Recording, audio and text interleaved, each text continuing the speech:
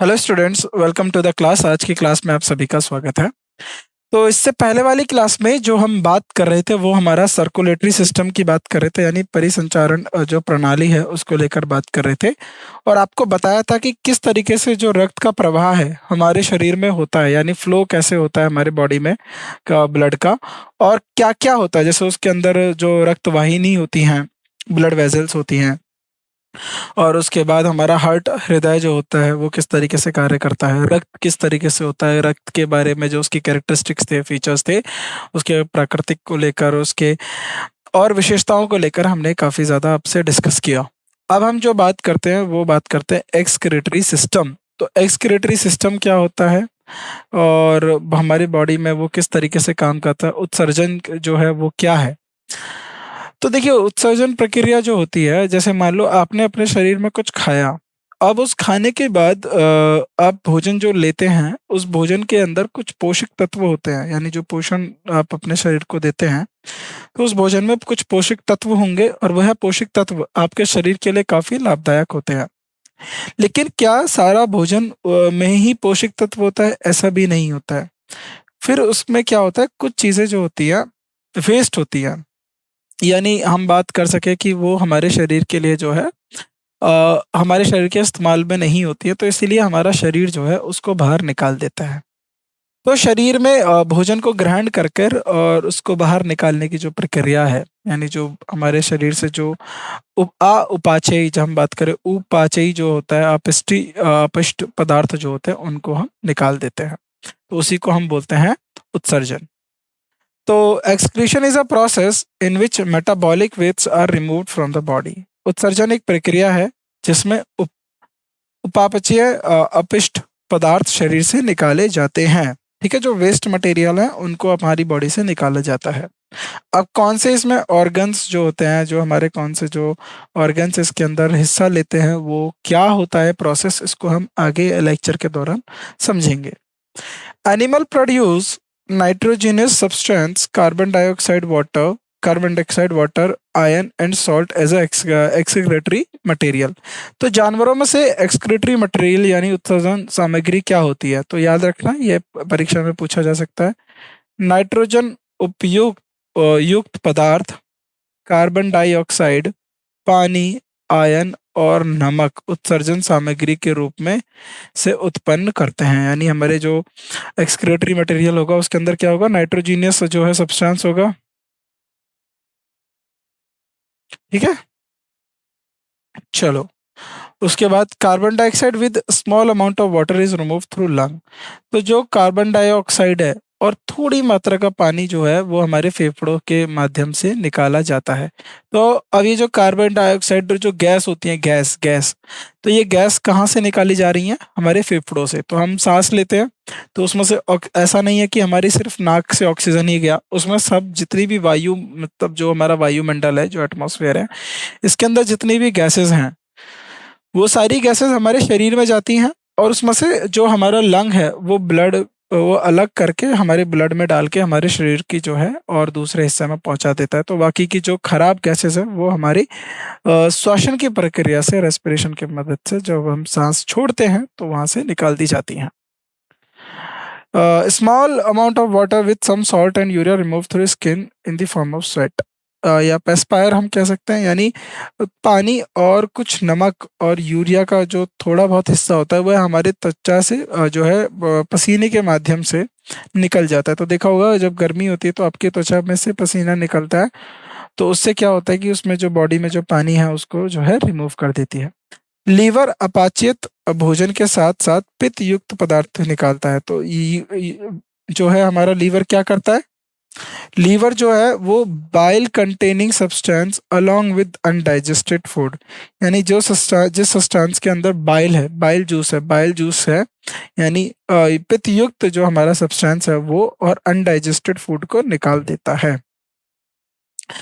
Nitrogenous waste in human is produced as urea. तो मानव में नाइट्रोजन युक्त अपशिष्ट पदार्थ जो होता है, अपशिष्ट जो पदार्थ है, जो वेस्ट मटेरियल है, वह यूरिया के रूप में उत्पन्न होता है। It is removed from the body through excretory system. और यह उत्सर्जन तंत्र के माध्यम से, जो हमारा उत्सर्जन तंत्र है, जो एक्सक्रीटरी सिस्टम है, के माध्यम से शरीर से निकाला जाता है। The excretory system is made up of a pair of kidneys. तो अब ध्यान से देखना है, एक्सक्रीटरी सिस्टम यानी जो हमारा उत्सर्जन तंत्र है वह किससे बना है? पेयर ऑफ किडनीज, यानी पेयर ऑफ किडनी का मतलब दो किडनीज से बना है। उसके अंदर दो यूट्रर है, जो यूट्रर है जो है यानी बात करें तो एक जोड़ी किडनी, एक जोड़ी यूरेटर, यूरेटर हो गया। अ यूरिनरी ब्लैडर एक मूत्राशय, और यूरेथ्रा, और यूरेथ्रा से मिलकर बना होता है। तो ऐसे देखिए, आपने देखा होगा किडनी होगी, ये यूरेटर हो गया, फिर एक ये आपका यूरिनरी ब्लैडर हो गया, और ये यूरेथ्रा हो गया। तो इस तरीके से होता है, इसको भी हम डायग्राम को देखेंगे। ठीक है। ये आपका नेफ्रॉन है। नेफ्रॉन के बारे में मैं आपको जानकारी देता हूँ, खैर इतना आपको डिटेलिंग में जो है बताऊंगा आगे चलकर। पहले हम इसको समझ लेते हैं किडनी और इन सबको क्या एक एक करके। अब बात करें तो किडनी को लेकर हमारा जो उत्सर्जन तंत्र है उसको लेकर थोड़ा सा और जो है डिटेल में बात करें तो a pair of kidneys are situated at the dorsal inner wall of the abdominal cavity. तो अगर मैं बात करें जैसे शरीर हो गया ये मानव का, ठीक है, तो किडनी क्या होती है? Dorsal inner wall. तो इधर इस जगह पर जो है किडनी जो है सिचुएटेड रहेंगी एब्डोमिनल कैविटी, यानी एक जोड़ी किडनी पेट की गुहा की पीठ के अंदरी दीवार पर स्थित होती हैं। Each kidney is a bean shaped. तो आपने राजमा देखा है? राजमा, राजमा की शेप का आकार, यानी राजमा जो होता है उसकी शेप के आकार की जो होती है हमारी किडनी होती है। Reddish brown in colour. तो कैसी होती है? लालिम्य भूरे रंग की होती है। तो लगभग राजमा जैसा होता है ना, वैसी रंग की होती है हमारी kidney. Inner side of kidney is concave while outer side is convex. तो कॉनकेव होती हैं अंदर की तरफ, और बाहर से कॉन्वेक्स की तरफ होते हैं। तो जैसे आपने कॉनकेव कॉन्वेक्स देखा होगा।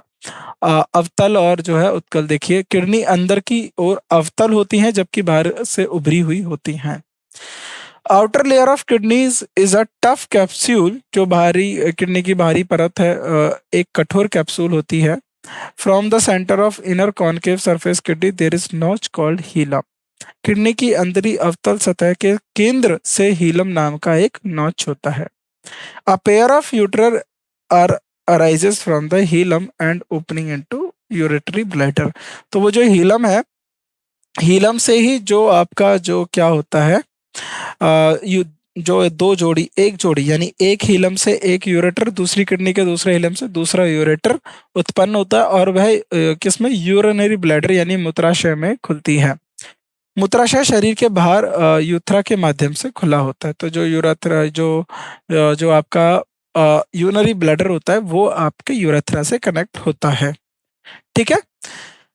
अब किडनी भी देखो, मैंने आपको बताया था सर्कुलेटरी सिस्टम में, तो किडनी भी हमारा फिल्ट्रेशन का काम करता है। तो किडनी क्या फिल्टर करता है ये अब आपको जरूरी है, क्योंकि एग्जाम में किडनी को लेकर काफी सवाल पूछे गए हैं कि किडनी का फिल्टर क्या होता है, किस तरीके से किडनी कार्य करती है, क्या चीजें होती हैं। तो blood vessels and nerves enter into kidney through helium.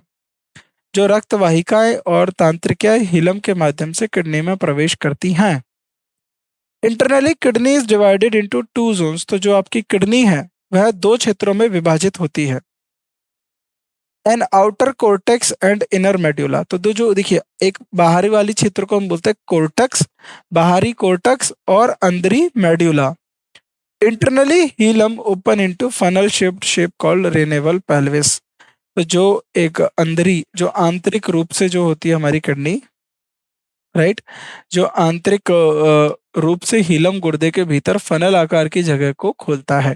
ठीक है। तो ये सब जो है किडनी का जो है आपका हम जो है डिटेल में बात कर रहे हैं। Medulla is divided into few जो है conical masses called medullary pyramids. अब जो मेडुला हो गया, मेडुला कुछ संवेदनशील सामूहिक द्रव्यमान में विभाजित होता है, जिसे मेडुलरी पिरामिड कहते हैं। जिसे क्या कहते हैं हम? मेडुलरी पिरामिड कहते हैं। Cortex extended in between pyramids as renal columns called columns of Bertini. और जो कोर्टेक्स होता है वो पिरामिडल के बीच वृत्तक स्तंभों के रूप में विस्तृत होता है, जिसे हम बैटरनिन के स्तंभ कहते हैं। Each kidney is made up of million of nephron. तो जो किडनी है ना, जैसे वो मिलियन ऑफ नेफ्रॉन से बना होता है, जैसे हमारा मस्तिष्क न्यूरॉन से बना है और लंग्स जो है ब्रोंचाई से बना है ना। तो उसी तरीके से जो हमारी किडनी है वो नेफ्रॉन से बनी हुई होती है, लाखों नेफ्रॉन से बनी हुई है। और किडनी की इकाई जो है कार्यात्मक इकाई होती है, यानी फंक्शनल यूनिट अगर हम बात करें तो वो नेफ्रॉन होती है। This is very important point, ये बहुत महत्वपूर्ण पॉइंट है, बिंदु है, इसको आप जो है याद रखेंगे, क्योंकि जो नेफ्रॉन होता है वही किडनी के अंदर फिल्टरेशन का काम करता है, वही किडनी में फिल्टर करता है। ठीक है, तो यहाँ तक ये बात आपको समझ में आई। तो हमारी बॉडी में कितनी किडनी होती है? दो किडनी होती हैं। ठीक है, तो और वो किससे जुड़ी होती है? वो यूरेटर से जुड़ी होती हैं। और किडनी क्या करती है? फिल्टर का काम करती है। तो ये सब बताओ, किडनी की फंक्शनल यूनिट क्या होती है? नेफ्रॉन उसकी फंक्शनल यूनिट होती है। ठीक, आगे बढ़ते हैं। The glomerulus is formed by tuft of capillaries formed by the branches of renar artery। जो ग्लोमेरुलस की एक वृक्क धमनी शाखाओं द्वारा बनाई गई कैपिलरीज के गुच्छे द्वारा बनाया जाता है। तो कैपिलरीज होती है पतली पतली पतली पतली, जो है हमारे अंदर रक्त होती है वो इस तरीके से ऐसे जुड़ी होती है, जैसे उंगलीज है ना, ऐसी कैपिलरीज इस तरीके से जुड़ी रहेंगी, तो इनको हम बोलते हैं कैपिलरीज। ये बहुत पतली धमनी होती है, धमनी धमनी होती है हमारी किसकी? रक्त की। The efferent arteriole bring the blood into glomerulus. The efferent arterioles carry away the blood from glomerulus। तो जो efferent धमनी रक्त को कहाँ लेके आएंगी? ग्लोमेरुलस में लाती हैं, और efferent धमनियां रक्त को ग्लोमेरुलर से भी बाहर ले जाती है। तो अब पूछा जाए तो ग्लोमेरुलस में जो रक्त है उसको कौन लाने का कार्य कर रहा है? उसको कार्य जो कर रहा है वो है efferent एरिथ्रोले। ठीक है, और उसको बाहर ले जाने का कार्य भी कौन कर रहा है? एफेरेंट एरिथ्रोमली। ठीक है, तो यहाँ पर ये जो है ग्लोमेरुलस, जो हमारा ग्लोमेरुलस में जो है वहां पर क्या आ रहा है? रक्त को लेकर आ रहे हैं। ठीक है, अब बात करते हैं रेनल ट्यूबल्स की। क्या होते हैं रेनल ट्यूबल्स? क्या होते हैं, किस तरीके से इनका जो है काम होता है? The renal tubules is started with a cup like structure called Bowman's capsule. तो जो रेनल ट्यूबल्स होते हैं वो क्या होता है? एक कप लाइक स्ट्रक्चर की तरह होता है, और उसको हम क्या बोलते हैं? जो शुरुआत होती है उसकी कप लाइक स्ट्रक्चर से शुरुआत होती है, इस तरीके से एक कप होता है ना, इस तरीके से कप लाइक स्ट्रक्चर से शुरुआत होती है, उसको हम बोलते हैं बोमन्स कैप्सूल। तो याद रखना, बोमन्स कैप्सूल क्या होता है? जब रेनल ट्यूबल की शुरुआत होती है तो उसके ऊपर जो है कप लाइक स्ट्रक्चर देखने को मिलता है, तो उसको हम बोलते हैं बोमन्स कैप्सूल। ग्लोमेरुलस वर्करक नकलियां, जो नलिकाएं एक कप जैसी संरचना के साथ शुरू होती है, जिन्हें बोमल कैप्सूल कहा जाता है। Glomerulus is enclosed by Bowman's capsule known as Malpighian body। Malpighian body कहा जाता है। तो जो ग्लोमेरुलस रूल्स को बेमन की कैप्सूल द्वारा घेरा जाता है, जिसे मैलिफिगियन बॉडी कहा जाता है। ठीक है, Bowman capsules continue in a high coiled tube like structure called proximal convoluted tubule, यानी पीसीडी। जो बोमेन कैप्सूल है वो एक अत्यधिक घुमावदार ट्यूब जैसी संरचना में जारी रहती है, यानी इस तरीके से, या ऐसे। ठीक है, घुमावदार ट्यूब जैसी जो है संरचना में जारी रहती है, जिसे प्रॉक्सिमल कॉन्वोल्यूटेड ट्यूबल कहा जाता है, पीसीटी कहा जाता है। It further continue in forming a hairpin like structure by descending and ascending tubule. तो यह आगे बढ़कर एक बॉल पिन जैसी संरचना बनाती है, जिसे उतरती और चढ़ती नलिकाओं द्वारा बनाई जाती है। This is called loop of Henle. इसको हम हेनल का लूप कहते हैं। Ascending tubule continue to distill convoluted tubule which finally open into collecting duct। और जो हमारी चढ़ती नालिका डिस्टिल कॉन्वोल्यूटेड ट्यूबल के रूप में जारी रहती हैं, जो अंत में संग्रहण नली में खुलती हैं। ठीक है, तो ये चीज आपको याद रखनी है। द मेल फिगिन बॉडी, तो जो मेल फिगिन बॉडी होती है, proximal and distal convoluted tubule are situated in cortical region of kidney. जो मैलिफिगियन बॉडी प्रोक्सिमल और डिस्टल कॉन्वोल्यूटेड ट्यूबल वृक्क के कॉर्टिकल क्षेत्र में स्थित होती हैं। ठीक, होनेल की लूप मेडुला में डूबी होती है, और ग्लोमेरुलस से बाहर आने वाली एफरेंट धमनी वर्कक नलिकाओं के चारों ओर एक कैपिलरीज नेटवर्क बनाती हैं। तो इन्हीं कैपिलरीज की बात हो रही थी जो मैंने आपको अभी बताया था। इस नेटवर्क की एक नली हैंडल की लूप में समरात्मक जाती है, जैसे यू आकारी कहा जाता है और जैसे वसा रेक्टा कहा जाता है। Right. The Malpighian body, proximal and distal convoluted tubule are situated in cortical region of kidney। तो जो Malpighian body और proximal और distal convoluted tubule हैं वो cortical region है किडनी का, वहां पर स्थित होती है। The loop handle situated deep into medulla. तो और लूप हैंडल क्या होता है, वो जो है थोड़ा गहराई में होता है, किसके, मेडुला के। The efferent arteriole coming out from glomerulus form a capillaries network around a renal tubule। तो जो efferent arteriole था जो रक्त को लाता है ले जाता है ग्लोमेरुलस में, वो बाहर निकलकर एक कैपिलरीज नेटवर्क बनाता है रेनल ट्यूबल के पास। A vessel of this network goes parallel to the Henel's loop forming U-shaped is called vasa recta। तो जो ये वेसल्स हैं ये नेटवर्क के पैरेलल जाती हैं और एक हैनल्स लूप जो है यू शेप में बनाती है, उसको बोलते हैं वासा रेक्टा। ठीक है।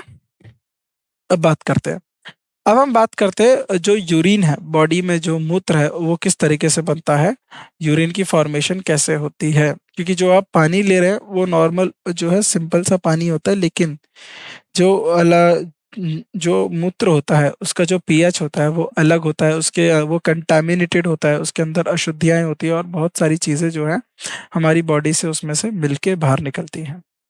Formation of urine involve three main process. तो जो फॉर्मेशन है मूत्र का निर्माण तीन मुख्य प्रक्रियाओं में होता है। जो पहला निर्माण की जो प्रक्रिया वो है फिल्टरेशन, रीएब्जॉर्प्शन यानी पुनः शोषण, और सिक्रेशन यानी रिसाव रिसाव जो होता है सिक्रेशन।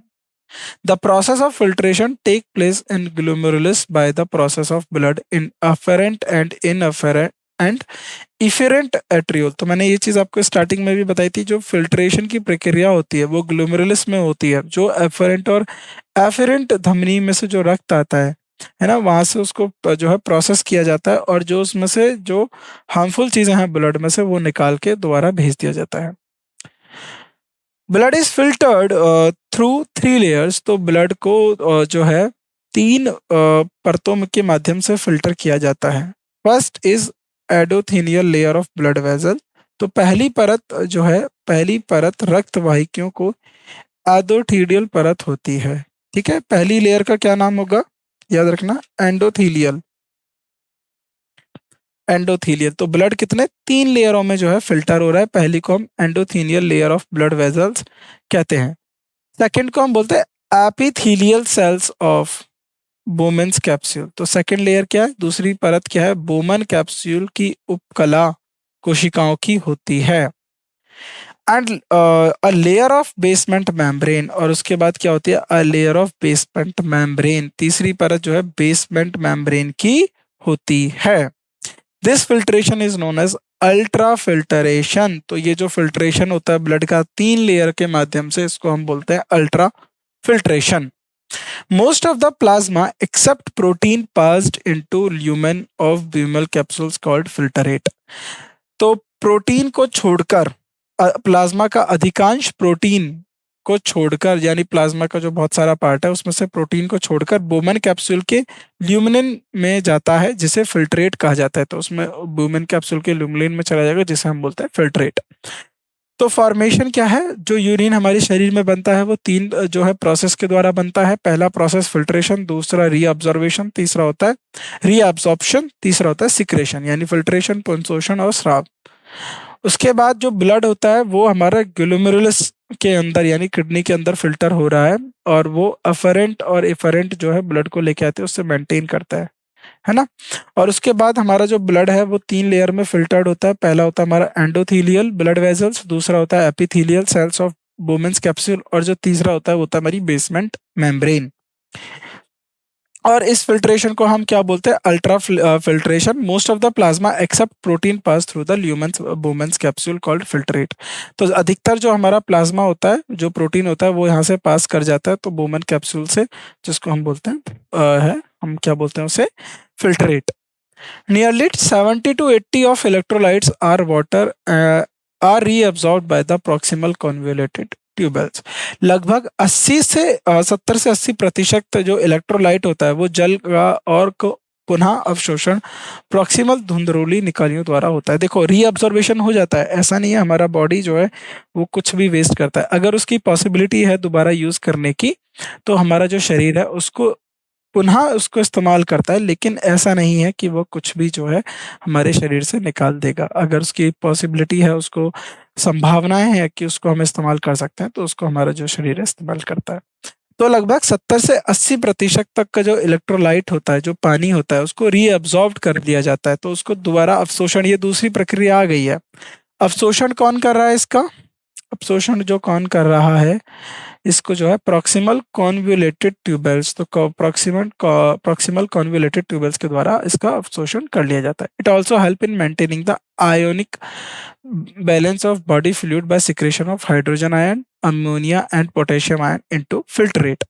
यह हाइड्रोजन आयन और इसके बाद हाइड्रोजन आयन, अमोनिया और पोटेशियम आयन का रिसाव को फिल्ट्रेट में शरीर में करके शरीर के तरल पदार्थ को आयनिक संतुलन बनाए रखने में मदद करता है। तो देखो, अगर आपने देखा होगा कोई जैसे एक ऐड आती है ग्लूकोज की, ग्लूकॉन डी वगैरह वगैरह एनर्जी ड्रिंक, तो इन सब के अंदर क्या होता है, ग्लूकोज होता है और साथ साथ में थोड़ा सा, अगर आपने देखा हो तो अगर किसी को लूज मोशन हो जाते हैं तो उसको हम क्या देते हैं, ओआरएस देते हैं, है ना। तो उसके अंदर क्या होता है कि पानी के अंदर हमारी बॉडी से ज्यादा फ्लूइड निकलने से हमारी बॉडी में आयंस की कमी हो जाती है, और हमारी बॉडी को चलाने के लिए आयन के लिए बहुत जरूरी है, इसलिए हम नमक भी इस्तेमाल करते हैं। तो ओआरएस में क्या होता है कि 1 लीटर में आप एक पैकेट ओआरएस डालते हैं और उसको पीते हैं, तो हमारी बॉडी में जितने आयंस गए हैं हमारे शरीर से बाहर, तो उन आयंस की दोबारा वापसी होती है और हमारा जो बॉडी है वह मेंटेन होने लगता है।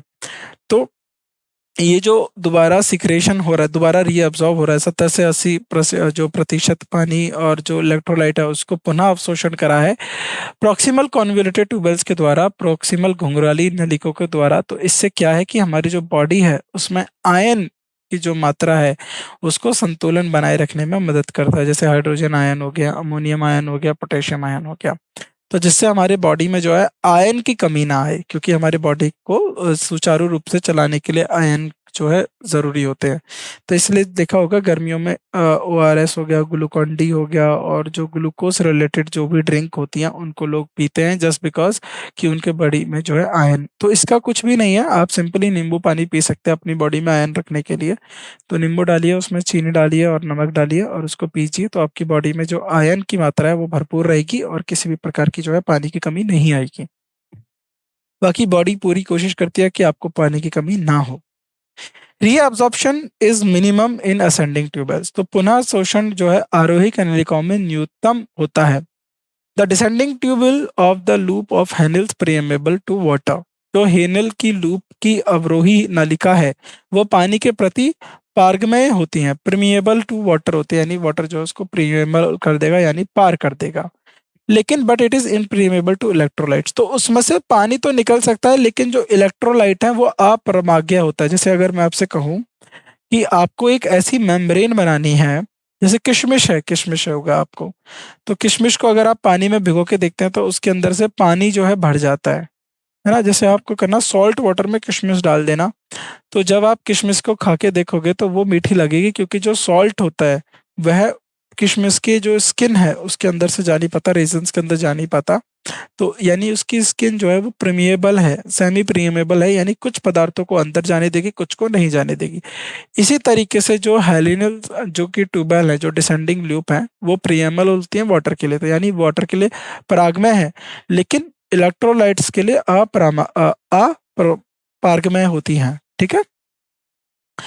Here the filtrate become concentrated, तो यहाँ पर जो फिल्ट्रेट है वो कंसंट्रेटेड हो जाता है, क्योंकि उसमें से क्या पानी चला गया। तो संकेंद्रित होने के पीछे का रीजन, उसका कारण यही है कि उसमें से पानी चला गया, अब जो है इलेक्ट्रोलाइट ही बचा है, तो इस वजह से वो क्या है, संकेंद्रित हो जाते हैं। The ascending tubules is impermeable to water but allow electrolyte. अब देखिए, ये डिसेंडिंग ट्यूबल, जो डिसेंडिंग ट्यूबल की बात कर रहे थे उसमें से वाटर प्रीमिएबल था, बट इलेक्ट्रोलाइट के लिए इनप्रीमिएबल था, यानी वाटर के लिए परागमय था, लेकिन इलेक्ट्रोलाइट के लिए अपरागमय था। लेकिन जो असेंडिंग ट्यूबवेल है, जो आरोहिक नली का है, वह पानी के लिए अपरागमय है, यानी पानी उसमें से नहीं जा सकता, इम्परमिएबल है, लेकिन इलेक्ट्रोलाइट को जाने की अनुमति देता है। तो लेकिन इलेक्ट्रोलाइट के लिए परागमय है, यानी परमिएबल है। ठीक है। तो यहाँ तक आपको समझ में आ गया कि जो असेंडिंग ट्यूबवेल और डिसेंडिंग ट्यूबवेल, और हम क्यों बोल रहे थे कि असेंडिंग ट्यूबवेल्स के अंदर रीअब्जॉर्वेशन कम होता है, क्योंकि वाटर वहां से इम्परमिएबल होता है, वाटर वहां से अपरागमय होता है, इसलिए पुनः शोषण आरोही नलिकाओं में न्यूनतम होती है। उसके पीछे का कारण यही है। ठीक है। तो in this segment reabsorption of Na positive यानी सोडियम आयन, वाटर और कार्बोनेट आयन CO3 नेगेटिव यानी हाइड्रोकार्बोनेट आयन टेक प्लेस। तो इसके मतलब सोडियम आयन जल और SCO3 आयन का पुनः अवशोषण होता है। Selective secretion of H positive potassium and ammonium take place to maintain the sodium potassium balance in the blood। अब क्या होता है, पोटेशियम और अमोनियम की चयनात्मक रिसाव रक्त को सोडियम पोटेशियम संतुलन बनाए रखने के लिए होता है। तो यानी जो सेलेक्टिव सिक्रेशन है H पॉजिटिव आयन और पोटेशियम आयन का क्यों होता है, क्योंकि हमारी जो ब्लड है उसके अंदर सोडियम और पोटेशियम का जो है बैलेंस बना रहे। अगर सोडियम पोटेशियम का जो ब्लड में बैलेंस खराब हो जाएगा तो उससे जो है ब्लड में जो है इन्फेक्शन या फिर ब्लड खराब होता है। The filtrate now pass into collecting duct where large amount of water is absorbed. तो जो अब फिल्ट्रेट है, अब वो कहाँ जाएगा, वो एक कलेक्टिंग डक्ट में जाएगा। तो फिल्ट्रेट अब संग्रहण नली में जाता है जहां पर बड़ी मात्रा में पानी अवशोषित होता है। तो यहाँ पर वहां पर पानी क्या है, बहुत ज्यादा एब्जॉर्ब किया जाता है। Concentrated urine is pass through ureter. और जो कंसंट्रेटेड यूरिन है, जो देखो पानी को तो अवशोषित कर लिया, अब उसके बाद जो खराब चीजें जो फिल्टर आउट करके निकाली गई, रीअब्सॉर्ब करा, फिर उसके बाद जो भी चीजें बची उनको कलेक्टिंग डक्ट में भेजा और वहां से पानी जो है लार्ज अमाउंट में दोबारा बॉडी ने जो है एब्जॉर्ब कर लिया। अब अब जो कंसंट्रेटेड यूरिन है, जो कंसंट्रेटेड यूरिन जो है वो पास हो जाएगा यूरेटर से। तो जो आपका संक्रेदित मूत्र का यूरेटर के द्वारा पारित किया जाता है। तो human kidney produce urine which is 4 time concentrated the initial filtrate. तो जो किडनी होती है वह हमारी मूत्र उत्पन्न करती है जो प्रारंभिक फिल्ट्रेट से 4 गुना संकेंद्रित होता है। जो प्रारंभिक में जो फिल्ट्रेशन हुआ उसके 4 टाइम्स यानी 4 गुना ज्यादा संक्रेदित यानी कंसंट्रेट होता है।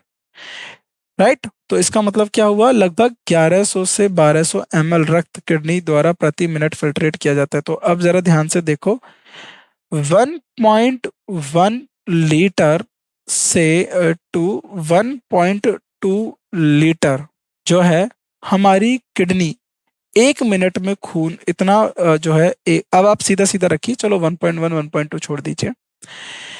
1 मिनट में 1 लीटर खून को हमारी किडनी जो है क्या कर रही है, फिल्टर कर रही है। तो 1 घंटे में कितना करेगी, 1 घंटे में वह 10 लीटर।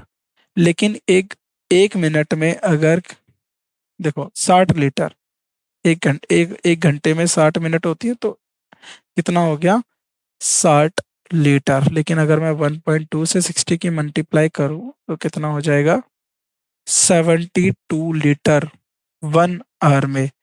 इंटू 24 कर दीजिए तो 24 घंटे में, एक दिन में कितना करेगा, तो 72 इंटू 24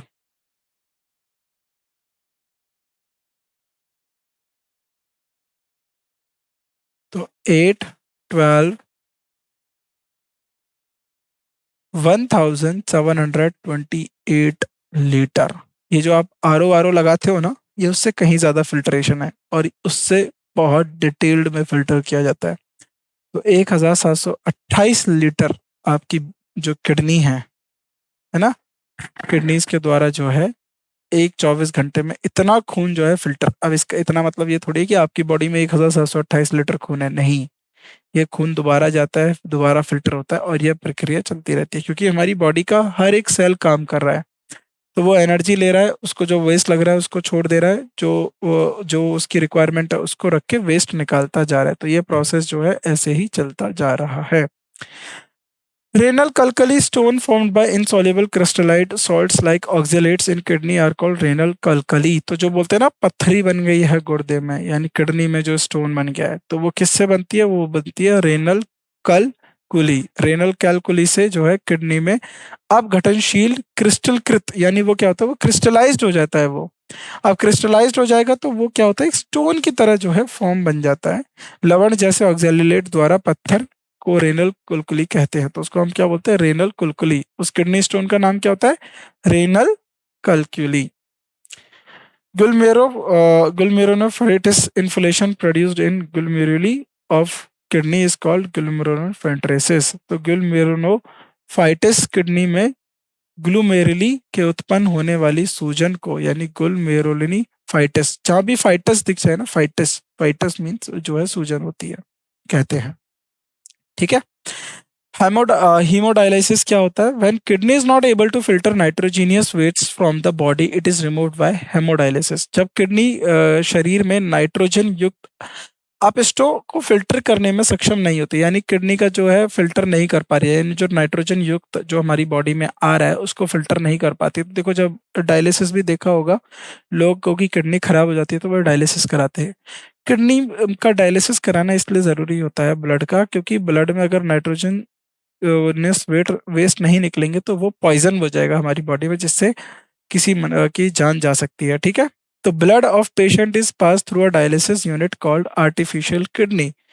तो क्या होगा, रोगियों की जो रक्त की एक डायलिंग यूनिट के माध्यम से गुजारा जाता है, जिसे हम कृत्रिम किडनी कहते हैं, आर्टिफिशियल किडनी। तो वो जो ब्लड है वो आर्टिफिशियल किडनी से जाएगा और उसको फिल्टर कर देगा। जो किडनी का काम है वो आर्टिफिशियल किडनी कर रही है। ठीक है। किडनी का काम है फिल्टर करना। The unit is made up of cellophane tube surrounded by dialysing fluid. तो जो यूनिट है वो सेलोफेन ट्यूब से बना होता है, जिसे डायलिसिंग द्रव से घेरा होता है। As blood is pass through these tube nitrogenous waste is move out into dialysing fluid. अब जैसे ही रक्त इन ट्यूबों के माध्यम से गुजरता है तो नाइट्रोजन युक्त अपशिष्ट डायलिंग द्रव बाहर चला जाता है। ठीक है। तो नाइट्रोजन युक्त अपशिष्ट से मुक्त रक्त का सिरा माध्यम से शरीर में वापस पंप कर दिया जाता है। तो क्या करेंगे, जो ब्लड बाहर हुआ, यानी जो डायलिसिस करके जो शुद्ध, यानी हम बात करें जो फिल्टर ब्लड है, जो उसको हमने फिल्टर कर लिया है, उस ब्लड को हम दोबारा क्या है, वेन्स में बॉडी में भेज देंगे, पंप कर देंगे। तो ये जो है हमारी बॉडी का काम होता है, जो है किडनी का या फिर एक्सक्रीटरी सिस्टम। तो एक्सक्रीटरी सिस्टम में दो किडनी होती है, दो यूरेटर होते हैं, और एक यूरिनरी ब्लैडर होता है और एक यूरेथ्रा होता है।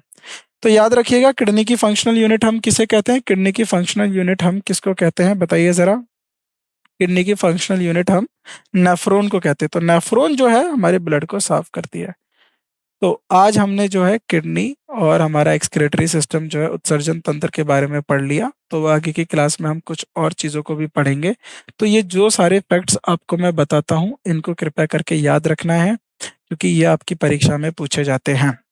तो जैसे जैसे हमारी जो बॉडी का सिस्टम होता है ना, जैसे सर्कुलेटरी सिस्टम हो गया, यानी परिसंचारण प्रणाली हो गया, परिसंचारण तंत्र हो गया, एक्सक्रीटरी सिस्टम हो गया, रेस्पिरेशन हो गया, तो इनमें जो भी अंग जुड़े होते हैं, जैसे कि रेस्पिरेटरी सिस्टम में बात करें तो लंग जुड़ा है हमारा, है ना, लंग्स जुड़े होते हैं, और ये हमारा जो है ऑसिफिगस जुड़ा होता है, माउथ हो गया, नोज हो गया, इन सब के बारे में पता होना चाहिए। ब्रोंचाइज क्या होती है, और उसके बाद रेस्पिरेशन कहाँ होता है, सेल के अंदर होता है, सेल के अंदर कहाँ होता है, एंड्रो ट्राइफॉस्फेट क्या है, तो ये सब पता है। और वो एटीपी क्या होती है, सेल की करेंसी, जो पावर हाउस बोलते हैं हम इसको। तो ये सारी चीजें आपको जानकारी होनी चाहिए। रेस्पिरेशन सेल के अंदर माइटोकॉन्ड्रिया में होता है, ये पता होना चाहिए इतना डिटेल में, क्योंकि एग्जामिनर आपसे पूछ लेता है। तो यहाँ पर जो है आज की क्लास में बस इतना ही। बाकी की जो चीज़ें हैं वो हम अपनी नेक्स्ट क्लास में कवर करेंगे। अगला जो टॉपिक होगा वो अगली क्लास में करेंगे। तो आप सभी का शुक्रिया हमसे जुड़ने के लिए। अगर आपको कोई भी डाउट होता है, कोई चीज़ें समझ में नहीं आ रही है, तो आप आराम से कनेक्ट करिए, आपके सारे डाउट को क्लियर करा जाएगा। तब तक के लिए बायो को याद करने का एक ही तरीका है, लगातार इसको पढ़ते रहिए, इसके सवालों को देखते रहिए। जितनी बार चीज़ों को आप रिवाइज करते रहोगे तो बायो उतने ही अच्छे से आपको आएगी, क्योंकि बायो में बहुत सारे फैक्ट हैं। ऐसा नहीं है आपने समझ तो लिया, अब आपको एक्सक्रीटरी उत्सर्जन तंत्र आपको समझ में आ गया, एक्सक्रीटरी सिस्टम आपको समझ में आ गया, लेकिन इसको आप याद कैसे रखेंगे? याद रखने के लिए तो आपको इसे लगातार पढ़ते रहना होगा। तो जैसे जैसे आप पढ़ते रहेंगे ये चीज़ें आपको याद होती रहेंगी। तो बाकी की बातें अगले लेक्चर में करते हैं, बाकी की चीज़ें जो बाकी का जो हमारा टॉपिक है उसको अगले लेक्चर में डिस्कस करते हैं। तब तक के लिए आप इनको अच्छे से पढ़िए, समझिए और अपना जो है निरंतर अभ्यास करते रहिए। तो आप सभी का शुक्रिया, धन्यवाद हमसे जुड़ने के लिए। मिलते हैं आपसे अगली क्लास में। धन्यवाद।